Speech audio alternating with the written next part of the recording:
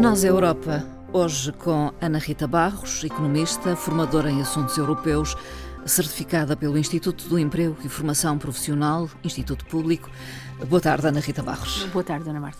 Vamos começar por fazer uma referência quase obrigatória às eleições na Hungria, que, de uma forma ou de outra, resultaram numa surpresa, ainda que as sondagens já falassem numa possível vitória de Peter Mayer. Sim, mas superou as expectativas, digamos assim. Uma maioria estável, 53%. O Peter Mayer conseguiu 3,3 milhões de votantes e uma participação, uma afluência às urnas recorde de 80%. Portanto, são resultados para além daquilo que estava estimado. Os húngaros mobilizaram-se. Os húngaros, sim, principalmente os húngaros mais urbanos. Mobilizaram-se, muitos jovens foram votar e portanto, proclamaram a vitória também no próprio domingo, como nós vimos. E assim o partido de Peter Mayer atinge uma maioria absoluta que lhe permite incitar reformas tão necessárias à Hungria para restabelecer as relações com a União Europeia, como nós sabemos, eram um pouco periclitantes. Derrotou Viktor Orbán, que estava há 16 anos no poder. No poder, enfim, isto é cíclico. Aliás, já pertenceu ao partido de Viktor Orbán, portanto, minou por dentro, conhecia o inimigo, digamos assim, e, portanto, triunfou uma grande maioria, embora seja um partido de direita, mas abre as portas a uma Hungria europeia democrática como era expectável. São afirmações que fez na vitória. Sim, Peter Mayer disse que é o vencedor de um país que não castiga ninguém por pensar diferente da maioria. São algumas das palavras preferidas no domingo passado. Espera-se então um comportamento diferente. Aliás, o novo líder afirmou logo que vai reconstruir uma relação com Bruxelas, não só a nível da União Europeia, mas também a nível da NATO, como nós sabemos, tem sede em Bruxelas. Assegurou que defenderá o Estado de Direito e os direitos humanos, que andaram, enfim, tão arraigados da Hungria nos últimos tempos. O que é que está em questão nesta relação com a União Europeia? O que é que pode mudar? Pode mudar, portanto, para já a postura no Conselho Europeu. Além disso, uma construção construtiva e dialogante da Hungria com as instituições europeias. E vai permitir ao país aceder aos fundos que estão neste momento congelados. São 17 mil milhões de euros que vão ser canalizados para as prioridades de infraestruturas de saneamento básico, educação e também transportes. Portanto, são as prioridades. É esperado que a União Europeia vai desbloquear estes fundos proximamente. Em relação à concessão do empréstimo à Ucrânia, espera-se mudanças na posição? Sim, Peter Mayer já disse que sim, que vai levantar o veto. Era o veto de Viktor Orbán. E vai permitir que a União Europeia empreste 90 mil milhões à Ucrânia, como tinha sido decidido no Conselho Europeu de dezembro passado. No entanto, admitiu o próprio Peter Mayer que a posição da Hungria pode ser de não participar no empréstimo, ou seja, não participa no empréstimo, mas levanta o veto em relação aos seus parceiros. Aliás, a não participação no empréstimo também não é novidade, porque a Eslováquia e a Chequia também o fizeram. Mas embora não seja uma posição definitiva, é uma das hipóteses em cima da mesa, até porque Peter Mayer ainda não tem governo. Vai formar governo, em princípio, segundo ele pretende, até 5 de maio. E já indicou também que a sua primeira deslocação vai ser a um parceiro estratégico.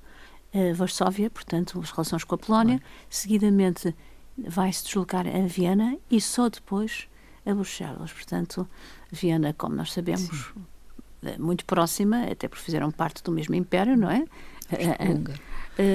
De maneira que são o restabelecimento das relações da posição da Hungria no seio da União Europeia. Uma normalização, podemos dizê-lo.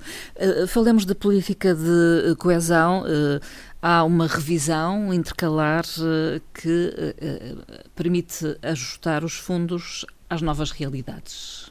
Talvez recuemos um pouco. Estamos no quadro 21-27. Os fundos, e o Fundo de Coesão também, foram negociados em 2019, 2020. O que é que já se passou daí até agora? Muita coisa, não é? É também a questão do volume. O Fundo de Coesão representa no quadro financeiro plurianual cerca de 33%, um terço do quadro financeiro. É significativo. Esta revisão intercalar permite não só os países como as regiões adaptarem exatamente a sua política de coesão às novas normalidades, digamos assim, portanto, às prioridades do momento. Foi definido pela União Europeia, já foi aprovado, o valor que vai ser reafetado vai ser de 34,6 mil milhões de euros, um volume significativo, e os países podem optar a reafetá-lo de forma que acharem mais importante para a sua posição, para as suas políticas estratégicas, mas de acordo com 5 prioridades definidas pela Comissão. As prioridades são competitividade, defesa, desta vez defesa, habitação acessível, gestão hídrica e infraestruturas energéticas. Portanto, dentro destas 5 prioridades, os países podem decidir portanto, canalizar mais para uma ou para outra e fazer a reafetação. Há 2 países dos 27 que não pretenderam reafetar, porque já tinham os programas quase concluídos e já estavam a desenvolver os seus projetos. É o caso da Áustria e é o caso do Luxemburgo. Portanto, os outros 25, todos reafetaram. Incluindo Portugal. Incluindo Portugal. Talvez referir aqui um ponto. Os países nórdicos, a maior parte dos países nórdicos e da fronteira de leste europeu, reafetaram para prioridades de defesa e segurança. Portanto, também não é novidade, mas é diferente do que acontecia antes do início do quadro financeiro. Foram alterados 186 programas. No caso de Portugal, Portugal pedia a reafetação de 2.541 milhões de euros, cerca de 11% do Fundo de Coesão previsto no quadro financeiro. Também a Madeira pediu a reprogramação dos fundos compreendidos no Fundo de Coesão em cerca de 70 milhões de euros, no caso da Madeira, e vai reafetar para habitação acessível cerca de 60% destes fundos, gestão hídrica com 42 milhões de euros e infraestruturas energéticas 8 milhões de euros. Portanto, 60%, 28, 29 e mais 11% para as infraestruturas energéticas é a reafetação. Claro que há muitas regiões portuguesas que também reafetaram, desde os Açores ao Norte, portanto, consta de um quadro que já foi aceito pela União Europeia e que permite novos investimentos numas áreas que não era permitido até agora. Falemos da situação no Médio Oriente e, enfim, a forma como a União Europeia olha para estas questões e que medidas está a tomar para minimizar o impacto económico, principalmente. Foram anunciadas esta semana com grande preocupação pela Presidente da Comissão Europeia. Segundo os dados da Comissão também divulgados na altura, já desde que iniciou o conflito, tem 6 semanas, recordemos, já foram gastos mais 22 mil milhões de euros nas importações de combustíveis pela União Europeia. É preocupante. Ainda ontem vimos a notícia do jet fuel, que também nos pode deixa... estar em perigo o abastecimento de 6 semanas de também aviões. É pouco para o abastecimento de aviões, além dos custos de transporte. O que é que a Comissão propõe aos Estados-membros, isto é ainda uma proposta, implementar desde logo apoio imediato às famílias, aos sectores de atividade e às empresas mais expostas, nomeadamente as empresas de transporte. Para retrair o impacto, a Comissão apresenta fórmulas urgentes.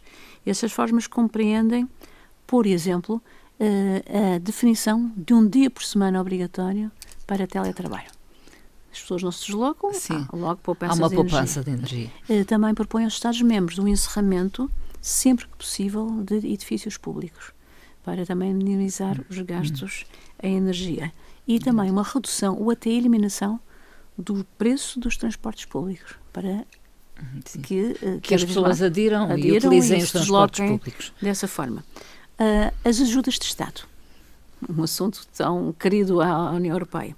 Portanto, propõe a flexibilização, principalmente para 2 sectores, agrícola e distribuição.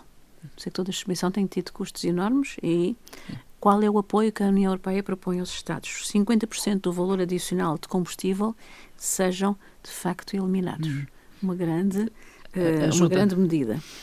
A redução dos impostos especiais sobre energia e uma garantia de transparência dos contratos aos consumidores, contratos de energia.